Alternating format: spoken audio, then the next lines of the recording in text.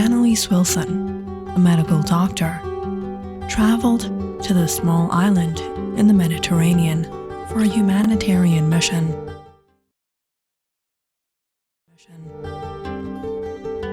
A flood had caused a lot of damage, and now a strange disease was spreading among the islanders.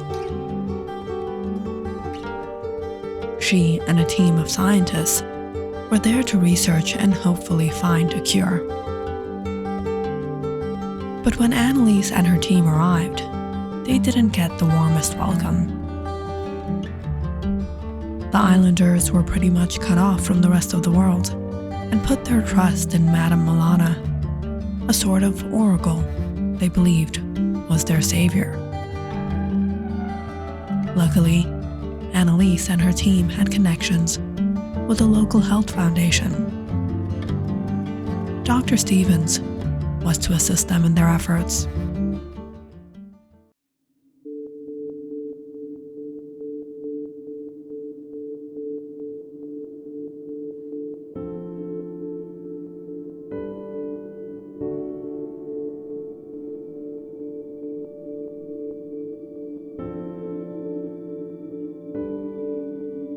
Wow, I've never seen food like this.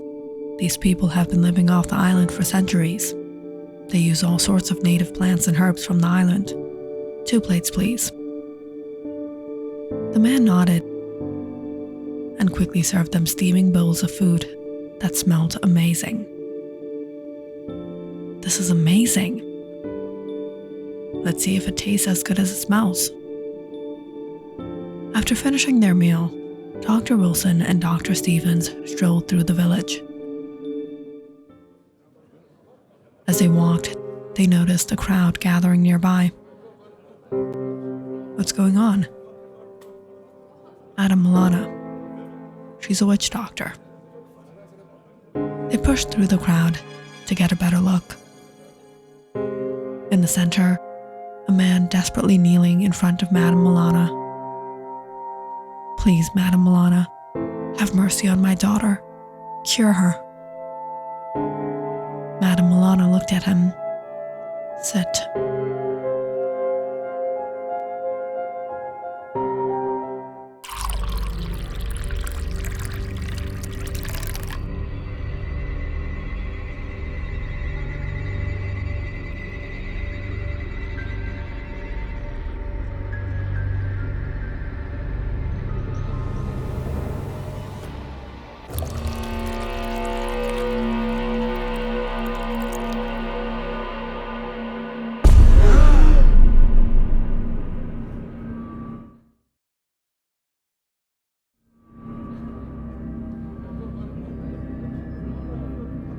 She has angered the spirits. She is cursed. She will never heal, but has to suffer. There is nothing I can do. I wash my hands off of you. No, Madame Milana. Please don't forsake us. She'll die. It is the will of the spirits.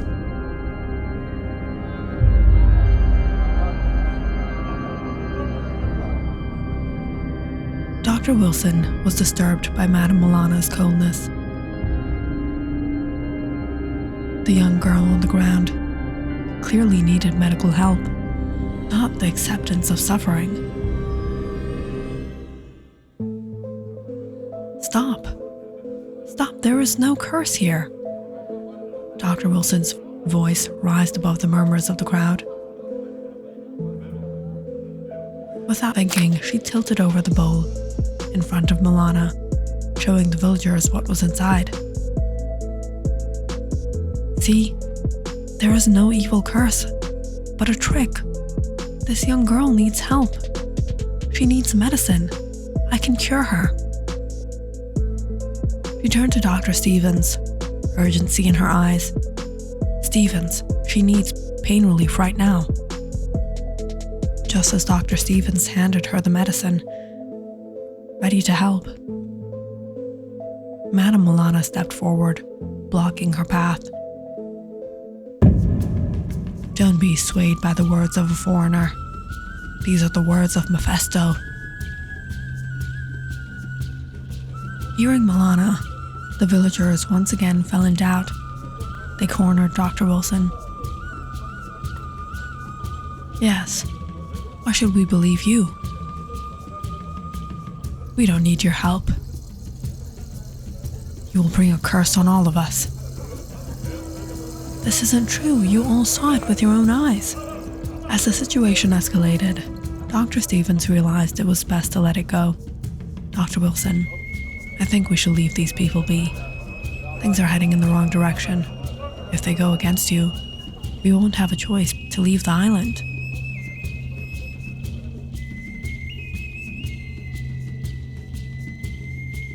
As they left, Dr. Wilson noticed a young woman with Madame Milana. She doesn't look like an islander. Who is she? Now she's known as Lile. She used to be a reporter. Her real name is Elizabeth White. She came to this island, and for some reason she decided to stay here. She lives with Madame Milana. No one really knows much about her. And what about Milana? Is she married? Does she have a family? No, she's not into men. She's into women? Rumors has it she got heartbroken from a man, you know. After a lot of convincing, Dr. Stevens managed to bring Dr. Wilson back to their base.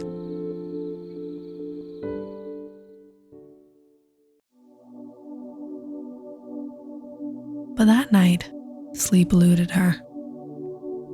She tossed and turned, her mind racing with thoughts of the young girl and her suffering. Every time she closed her eyes, she saw her pained expression and heard the desperate pleas. The idea of her dying because of the villagers' beliefs weighed heavy on her heart. Dr. Wilson got out of bed, pacing the small room, unable to shake the feeling of helplessness. Can't just stand by. She needs help. I can't let her suffer like that.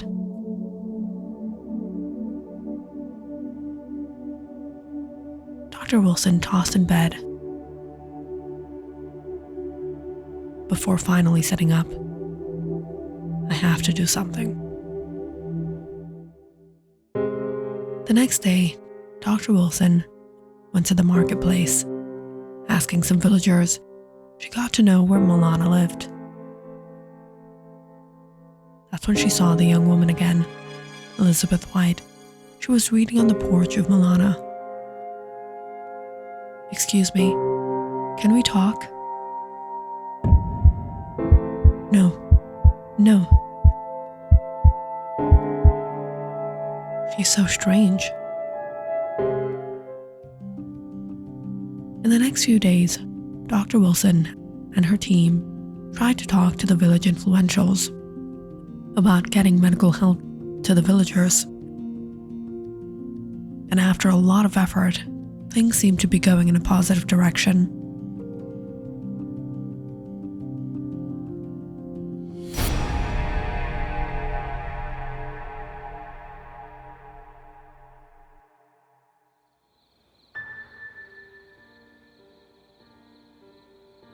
But then, it was one of these nights, the strangest thing happened. So many thoughts in Dr. Wilson's mind as she tried to sleep.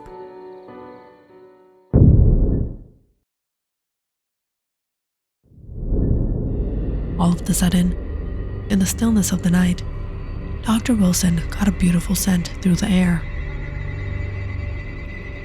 Curiosity piqued, she slipped out of bed and followed the eerie scent. Her heart racing as she ventured deeper into the jungle. The scent grew stronger, leading her to a clearing.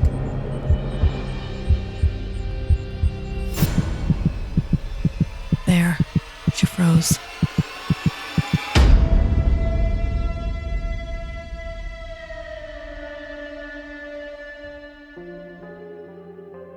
The next morning, panic set in at the base when Dr. Wilson's tent was found empty. We have to divide and search for her. After almost half a day of searching, a team finally found her on the far side of the island, near the shore, in a terrible condition. She's breathing. They rushed her back to the base just in time.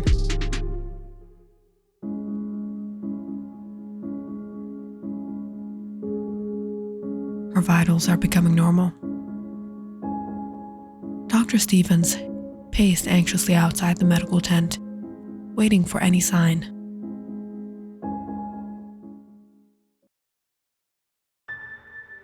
When Dr. Wilson finally woke up, she blinked against the harsh light. Stevens? Wilson, what happened last night? I don't remember. How did you end up on the other side of the island? The other side? I got a smell. Beautiful, distinct smell. Dr. Wilson looked lost, as if trying to piece together a puzzle. A smell? Where? Here in the base. We didn't smell anything. Not wanting to traumatize her further, Dr. Stevens decided to ease the tension. You know what? It's nothing. You need to rest. I brought you some from the stall. Thought you might like it. Thank you, Stevens. My head hurts so much. I can't recall anything.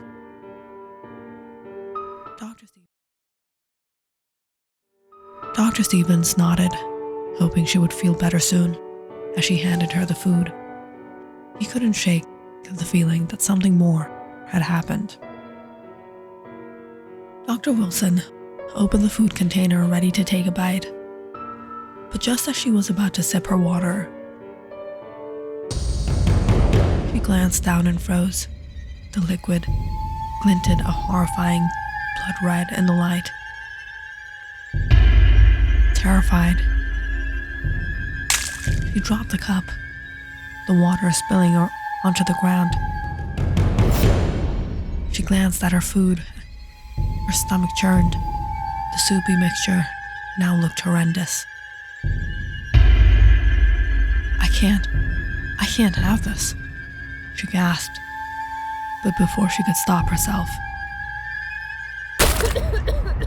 she doubled over and vomited. Wilson, are you all right? What is that? What did you bring me? What? Blood. What blood? She pointed at the food, her eyes wide in fear. The food. Dr. Stevens looked down at the dish, inspecting it closely. Wilson, it looks normal. There's nothing wrong with it. Dr. Wilson shook her head, still trembling. I swear, it looked like blood. I can't eat this. Over the next few days, Dr. Stevens monitored Dr. Wilson closely. She struggled to eat and was unable to sleep. Whenever food was brought to her, she would recoil in horror, insisting that it was spoiled. When she was forced to eat, she would vomit it all out. What's going on with you, Wilson? The food is fine. Look at it. How can you say it's fine? What are you talking about? Something had happened to Dr. Wilson after a few days of being unable to eat and drink. Her health began to deteriorate rapidly. She grew weak and unstable, her once sharp mind now clouded and unfocused. Dr. Stevens watched in alarm as she struggled to maintain her grasp on reality. She would often mumble, her eyes darting around as if she were seeing things that weren't there. Wilson, is there something you want to tell me? Wilson, are you listening to me? Yes. You were saying? Her skin became pale, and dark circles formed under her eyes. The doctor he had known seemed to fade away, leaving behind someone unrecognizable.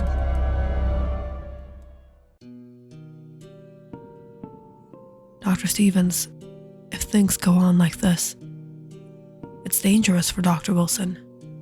We have to do something. Let me see if I can talk to her.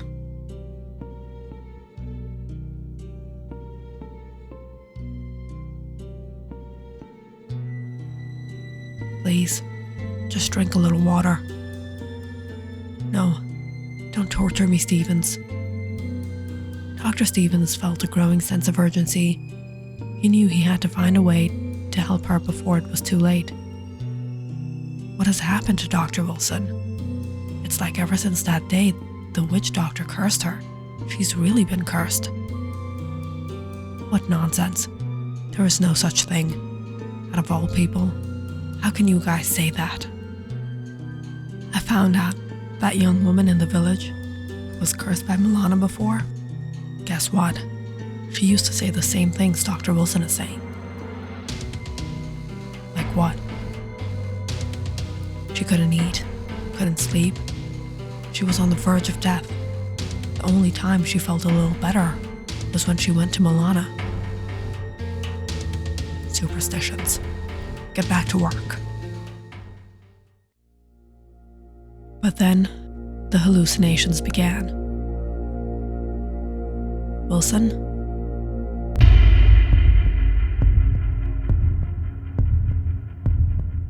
Wilson?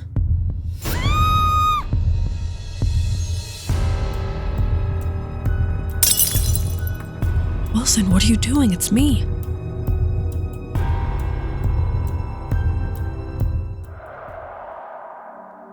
I saw... You saw what? A creature. A demon. Wilson, you're losing your mind. You need help. We can't stay here anymore. Let's go back. No. I know what has happened to me. She's right. I'm cursed. What are you talking about? This is ridiculous. You need to go back. No, Stevens. Dr. Stevens was bewildered as he watched Dr. Wilson slip out of the base in the middle of the night. Her determination to leave made him anxious, but he couldn't bring himself to stop her.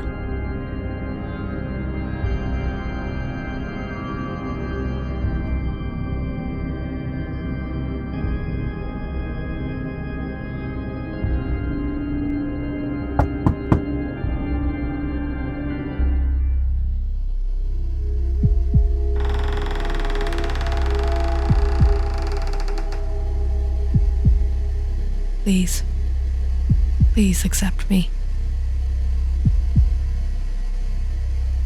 There.